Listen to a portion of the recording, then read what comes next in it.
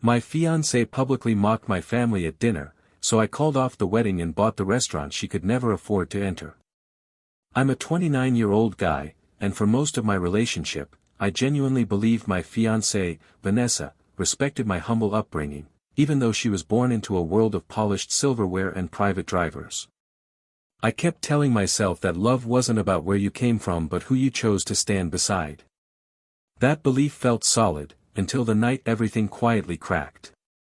I had spent months saving for a special anniversary dinner for my parents. It was at an upscale restaurant, dim lighting, soft violins, polished marble floors, the kind of place I knew meant the world to them because they rarely treated themselves. As we walked in, Vanessa leaned toward me, her perfume sharp and expensive, and whispered, "This really isn't my scene, why didn't we pick somewhere more refined?" Her voice carried just enough disdain to make my stomach twist. I tried to laugh it off, saying, "It's my parents' favorite spot," but her annoyed sigh followed us all the way to the table. My parents stood up to greet her. My mom wore her best floral dress, and my dad had even polished his old leather shoes. They looked proud, excited, and suddenly out of place under Vanessa's scrutinizing gaze. At first, things seemed okay. We ordered drinks, made small talk, and I started to relax. But then Vanessa shifted in her seat and said, "It's cute how your dad tries to dress formal," loud enough for two adjacent tables to hear. My mom's smile faltered, and she tucked a strand of hair behind her ear the way she does when she's embarrassed. Vanessa kept going, commenting on their accents, their simple taste, even the way my mom pronounced the name of a dish. My parents stayed polite, painfully polite, but their eyes kept dropping to their plates. I felt something tighten in my chest, anger, confusion, disbelief all tangled together. And in that moment, as I watched Vanessa smirk at her own jokes, I realized this wasn't just rudeness, it was the first fracture in the engagement I thought would last forever. The shift from subtle mockery to outright humiliation happened faster than I could process. One moment Vanessa was quietly snickering to herself, and the next her voice carried across the table like she was performing for an audience. "Your mom is adorable," she said, swirling her wine. "She's trying so hard to fit in. It's like watching a school play." My mom froze mid-smile, her fork suspended in the air, and my dad's jaw tightened in a way I hadn't seen since I was a kid. I leaned toward Vanessa and whispered, "What are you doing? Can you please stop?" She didn't even look at me. "Relax," she said casually, waving her hand. "I'm just being honest. Someone has to teach them how things work in places like this." Her tone was icy, sharp enough to cut through the candlelit warmth of the room. Even the couple seated at the next table glanced over, eyebrows raised, clearly uncomfortable for us. My dad cleared his throat and said softly, "We're fine, son. Don't worry." But I could hear the strain in his voice. My mother reached for her water glass, her hand barely steady, and whispered, "It's okay, sweetheart. We're just happy to be here." That gentle sentence, meant to comfort me, broke something inside me. Because I knew she was lying. I could see the hurt in her eyes. Vanessa leaned back in her chair and laughed, actually laughed, when my mom mispronounced the name of an entree. "Did you hear that?" she said loudly. "That's precious." My face burned with shame, anger, and disbelief all at once. I could feel everyone around us listening, pretending not to watch but unable to ignore the spectacle. I wanted to protect my parents. I wanted to call Vanessa out right there. But I sat frozen, trapped between the woman I thought I loved and the family she was slowly humiliating piece by piece. And deep down, a terrible realization began to form, this wasn't even the worst of what she was about to do. I kept telling myself things couldn't possibly get worse, that Vanessa would read the room, soften her tone, maybe even apologize. But the universe must have laughed at my hope, because the tipping point came in the ugliest way possible. When the waiter approached with the anniversary cake I had arranged, a small chocolate mousse with "Happy 32 years" written in delicate gold, Vanessa looked at it like it was an insult. "Seriously?" she said loudly. "This is the dessert?" I thought places like this had standards. The waiter stiffened, my parents exchanged a quick, pained glance, and all the warmth I had tried to create evaporated. My mom tried to salvage the moment. "Oh, this is lovely," she said softly, her voice trembling just enough for me to notice. "He didn't have to do all this." Vanessa scoffed. "Trust me, he shouldn't have. He needs to stop spending money on little theatrics like this. We have a wedding to save for, remember?" She looked around, her voice projecting like she wanted every nearby table to hear. The humiliation wasn't quiet anymore, it was loud, deliberate, and public. My father straightened in his seat. "We're proud of our son," he said gently. "He's always been thoughtful." Vanessa rolled her eyes so dramatically it felt like a slap. "Thoughtful is great, but financially responsible would be better." She said it with a laugh, but there was venom underneath. My mother set her fork down, hands clasped tightly in her lap.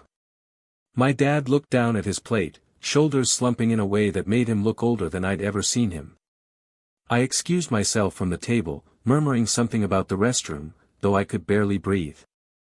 Inside the dim hallway, my reflection stared back at me, jaw clenched, chest tight, heart racing with anger I didn't know what to do with.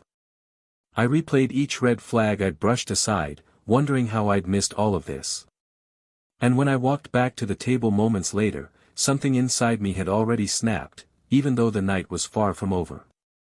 When I returned to the dining area, Vanessa was laughing with a server, louder than before, sharper than before, like nothing had happened. My parents sat silently, their hands folded, their expressions tight but composed. I felt this instinctive urge to end the night immediately, but before I could even reach the table, the restaurant manager stepped into my path. He was a tall, older man with a calm, measured expression. "Sir," he said quietly, "may I speak with you for a moment?" His tone wasn't angry, it was concerned.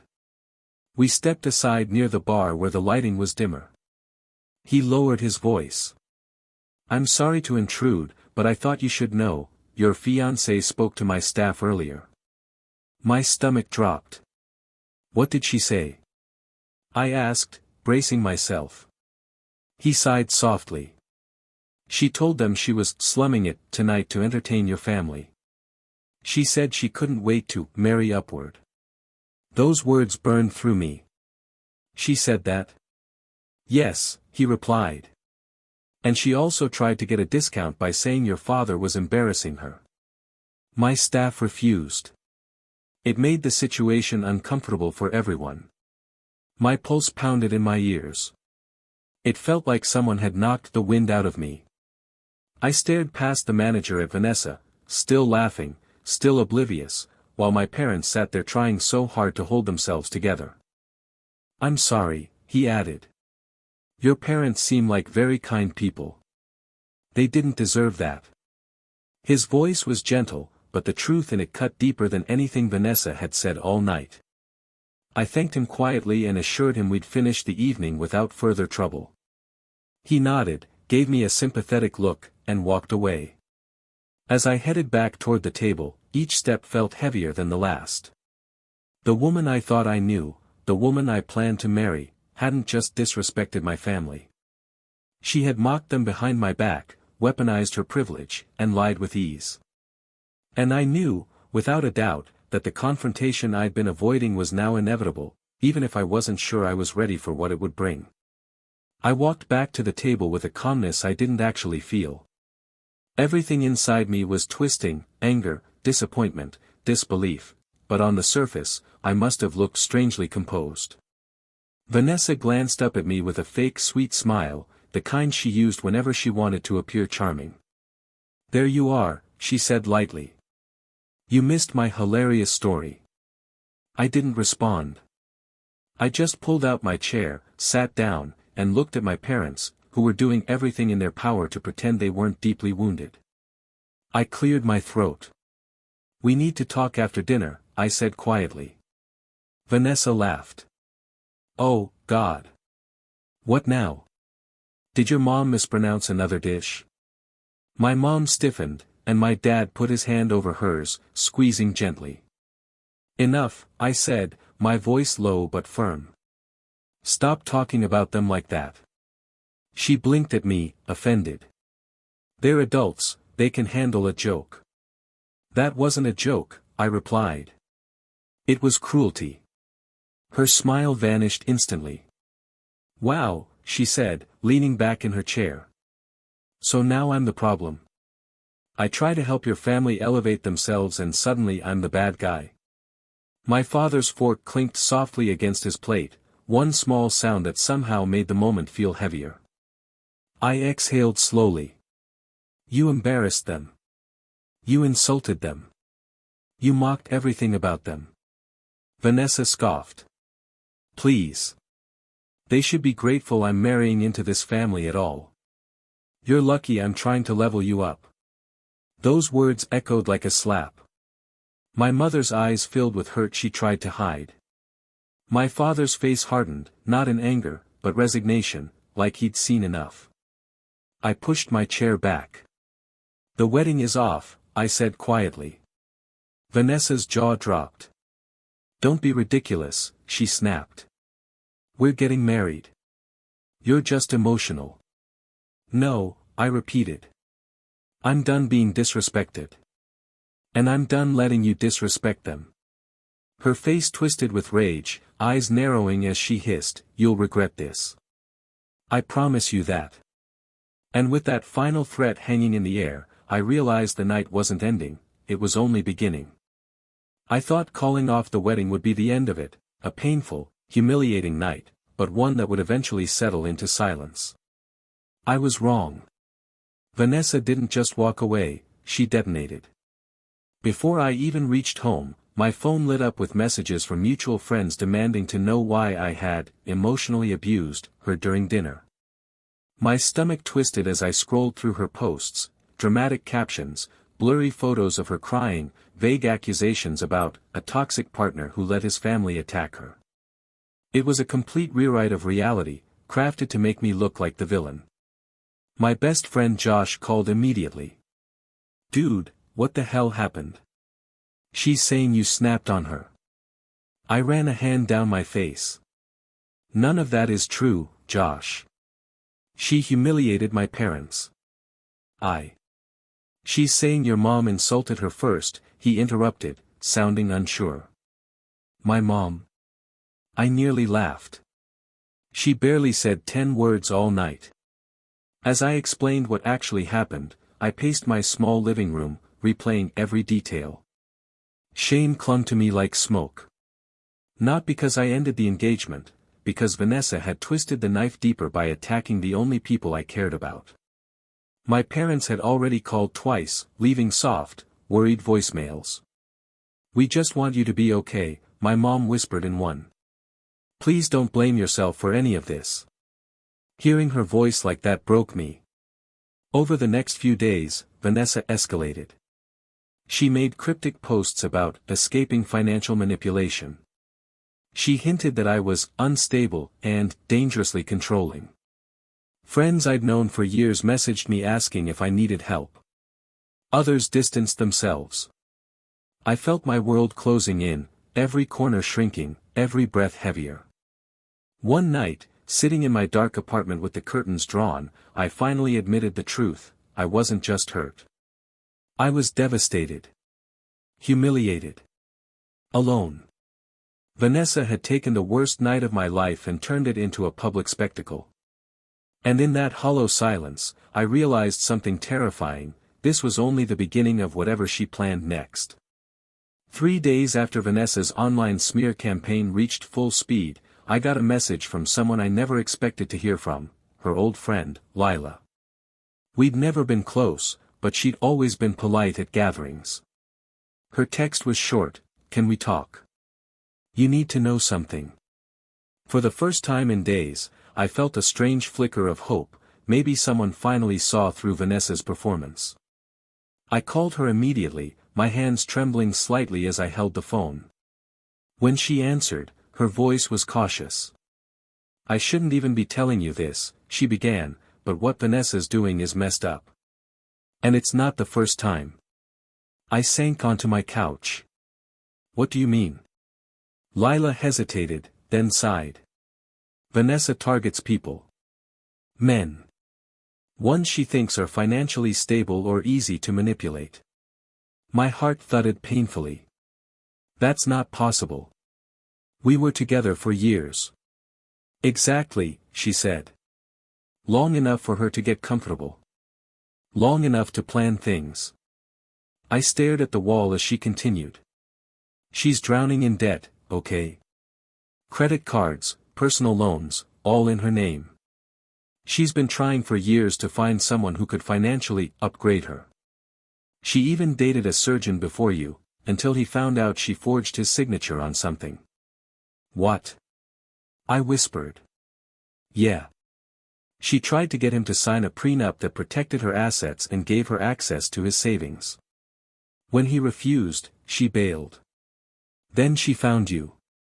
Someone she thought was safe. The room felt smaller. My chest tightened. So none of it was real? Lila paused. I'm not saying she didn't like you. But she loved what you could offer her more. For a moment, I couldn't speak. The betrayal wasn't just emotional, it was calculated. Intentional. Strategic. And then Lila said the part that changed everything: she's planning something big. She said if you ever left her, she'd ruin your entire image. Her words. A cold, steady anger settled in my stomach, not the explosive kind, but the quiet, dangerous kind that only comes after the deepest hurt. And that's when it hit me: if Vanessa was playing a long game, I needed to start playing one too. After I hung up with Lila, I just sat there, staring into the dim light of my living room like the world had tilted sideways. Everything she told me kept replaying in my head: Vanessa's debts, her pattern of targeting financially stable men, her threat to destroy my reputation if I ever walked away. The betrayal felt deeper now, sharper, like I'd been living inside a lie I never even saw being built around me. But beneath the heartbreak, something else began to simmer: a cold, steady need for clarity and justice. The next morning, I called the restaurant manager, the same man who had pulled me aside that night. I need to ask a favor, I said. He sighed knowingly. I figured this wasn't over. I just need your account of what happened, what she told your staff. Could you write something down? Just in case. Absolutely, he replied. Your parents deserve better than what she did. I went through my phone next, gathering every text Vanessa had ever sent where she belittled my background, mocked my family, or hinted at using my income for the wedding. Then I saved screenshots of her public posts, every vague accusation, every dramatic cry for attention, every lie she crafted at my expense. I made a folder. Then another. Then another. Later that day, Josh came over. He closed the door behind him and said, "Man. I'm sorry. I believed her at first. But people talk. And the version she's telling doesn't line up." I nodded. It's okay. I'm done reacting emotionally. I just need the truth organized. He sat beside me and whispered, "Then let's start." As we compiled everything, dates, statements, screenshots, voice notes, I felt something shift inside me. Not revenge exactly. Not anger anymore. Just a quiet resolve. A need to protect myself, my parents, and the life she had tried to twist for her advantage. By the time midnight rolled around, I had a complete, undeniable file of everything Vanessa had ever done. And for the first time since the breakup, I felt strangely calm, because I knew this wasn't chaos anymore. It was preparation. A week after assembling everything, life had settled into a strange, quiet routine: just me, work, and the constant hum of anxiety in the background. Then, out of nowhere, I got a call from an unfamiliar number. I almost ignored it, but something told me to pick up. "Hello?" I said cautiously. A warm, older voice answered, "Is this the young man from table 17 last week? The one with the difficult evening?" It was the restaurant owner. My chest tightened as memories of that night flooded back. "Yes, that's me," I said. He chuckled softly. "I figured. My manager showed me what happened. I wanted to apologize personally. Your family handled themselves with grace." I swallowed hard. "Thank you. That means more than you know." There was a pause before he added, "Actually, that's not the only reason I called. He invited me to come by that afternoon." When I walked in, the dining room was empty except for sunlight spilling through the tall windows, making the marble floors glow. He led me to a corner booth and sat across from me. "I'm retiring," he said.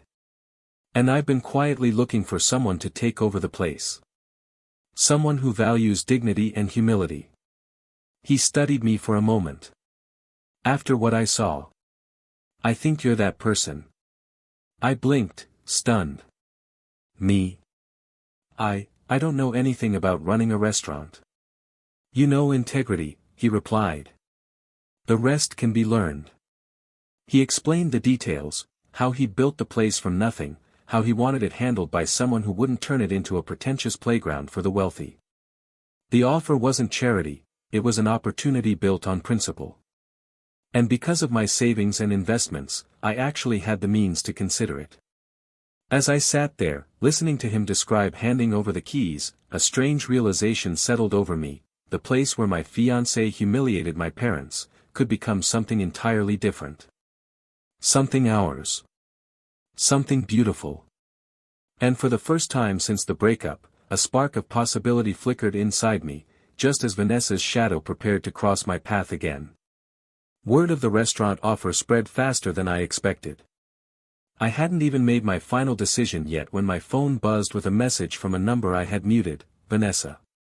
For a moment, I just stared at her name on the screen, like a ghost refusing to stay dead. Against my better judgment, I opened it. "I heard about the restaurant. Congratulations. Maybe we could talk." The sudden sweetness in her tone felt foreign, almost theatrical. It was the same voice she used the night we first met, softened and fake. Not even 5 minutes later, she called. I answered reluctantly. "What do you want, Vanessa?" Her breath sounded shaky. I just think we ended things too fast." I was stressed. "I didn't mean any of it." "Any of which parts?" I asked. "Mocking my parents? Lying about me online? Or trying to ruin my name because you didn't get your way?" She went silent for a beat. Then, softly, "People say things they don't mean when they're hurt." "No," I said. "You said things you believed." She tried again. "Look, maybe we just misunderstood each other. With you owning a place like that now, we could rebuild. You could upgrade your life. Our life." Her emphasis wasn't subtle. She wasn't trying to reconcile with me, she was trying to secure a future she thought she was owed. My voice stayed calm. "We're not getting back together. Not ever." Her tone snapped instantly. "You're making a mistake. I built you up. I made you better." I almost laughed. "You tore me down every chance you got." After I hung up, she spiraled online again, posting passive-aggressive quotes, fishing for sympathy, implying that I had betrayed her success. But this time, no one was buying it. People had started noticing the cracks in her stories, the inconsistencies, the dramatics. Her friends weren't defending her anymore, they were distancing themselves. And just as I thought things might finally calm down, Vanessa decided to confront me in person. I should have known Vanessa wouldn't let things fade quietly. The evening after she realized people weren't rallying behind her anymore, she showed up at the restaurant, uninvited, furious, and desperate. I was going over renovation plans with the manager when I heard her voice echo through the lobby. "Where is he?" she demanded, heels clacking sharply against the marble. "I know he's here." Her tone was sharp enough that customers waiting for their reservations began turning their heads. The manager stepped forward, calm but firm. "Ma'am, you need to lower your voice." She snapped, "Don't ma'am me. He owes me a conversation." I walked out from the back, heart pounding but face steady. "Vanessa, you need to leave." She spun toward me, eyes already glassy with fake tears. "So you get a restaurant and suddenly you're too good for me? After everything I invested in you?" I held back a bitter laugh. "Invested? You ridiculed my family. You lied about me. You tried to manipulate everyone around you. People were watching, murmuring under their breath, phones half raised. This wasn't just a scene, it was a spectacle." Vanessa's voice cracked as she said, "You're twisting everything. You're ruining my life." "No," I said gently. "You did that yourself." Her expression flickered, fear, panic, anger, before she hissed, "I'll tell everyone what you did. I'll make sure no one respects you again." I nodded toward the manager, who stepped closer. "Before you go," he said, "we should clear something up." He held a printed statement, the one he'd written for me. "This is everything you said to my staff that night. And we have camera audio to match most of it." Her face drained of color. "You're lying," she whispered. He shook his head. "No. And if you keep causing disturbances here, I'll have to ban you permanently." People stared. Whispered. Recorded. Vanessa froze, trapped between the truth and the eyes of every stranger around her. And for the first time, she had nothing to say. But the night still wasn't done with either of us. After Vanessa stormed out, the restaurant felt strangely quiet, almost sacred. I leaned against the polished marble counter, letting the tension in my shoulders finally loosen. My parents arrived the next day, hesitant, unsure if they should even step inside, but the moment they walked in, their eyes lit up. My mother smiled, tears brimming, and whispered, "You did it, you turned something painful into something beautiful." My father squeezed her hand, voice quiet but proud, "This is your victory, son. And it's well earned." Over the next few weeks, I poured everything into renovating the restaurant. Every corner, every table, every soft light reflected a sense of care, dignity, and respect, a complete contrast to the night Vanessa had humiliated us. Staff and customers began commenting on the warmth of the space, the personal touches that made it feel inviting rather than pretentious. It wasn't just a business, it was a sanctuary, a statement that my family deserved respect, and I deserved peace. Vanessa faded from my life. Her threats and smear campaigns became whispers that eventually died out, exposed as lies by the documentation I had carefully preserved. She was a ghost, powerless against truth and integrity. I finally felt free, not from anger, but from the shadow of her manipulation. My parents visited often, laughing in the kitchen corner, helping taste test new recipes, and sharing memories that had nothing to do with betrayal or humiliation. One evening, as I turned the sign to "closed" and watched the last customers leave, I stood at the window and took a deep breath of the crisp night air. The city lights glimmered like a promise of a future I'd fought for. I thought about everything, the humiliation, the threats, the near loss of dignity, and realized that walking away, documenting the truth, and investing in something meaningful had been my quiet revenge. And as I locked the doors, my parents' laughter echoing behind me, I understood, sometimes justice isn't loud, flashy, or vengeful. Sometimes, it's patience, courage, and the serenity of building something that no one, not even someone who tried to destroy you, can touch.